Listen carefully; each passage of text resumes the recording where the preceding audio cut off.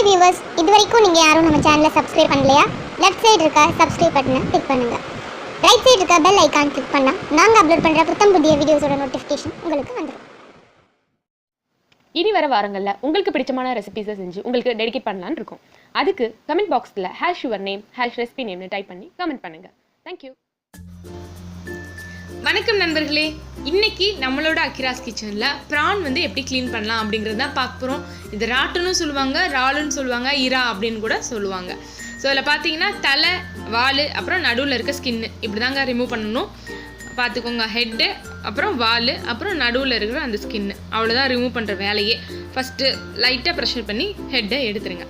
அதுக்கப்புறம் லைட்டாக மேலே வந்து ப்ரெஷர் பண்ணிவிட்டு கீழே எடுத்திங்கன்னா அந்த வாலும் வந்துடும். அப்புறம் நடுவில் இருக்க அந்த ஸ்கின், இவ்வளோ தாங்க ப்ரான் க்ளீனிங்.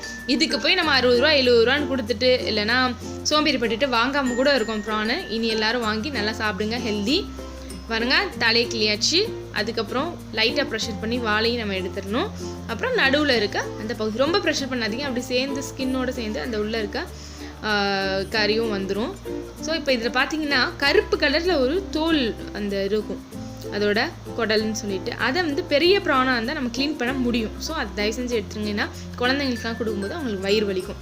இதே சின்ன சின்ன ப்ரானாக இருந்தால் நம்மளால் க்ளீன் பண்ண முடியாது. பெருசாக இருந்தால் அந்த பிளாக் கலரில் இருக்கிறத எடுத்துருங்க. இவ்வளோதாங்க ப்ரான் க்ளீனிங். கண்டிப்பாக இது உங்களுக்கு யூஸ்ஃபுல்லாக இருக்கும்னு நான் நம்புகிறேன். தேங்க்ஸ் ஃபார் வாட்சிங் ஃப்ரெண்ட்ஸ்.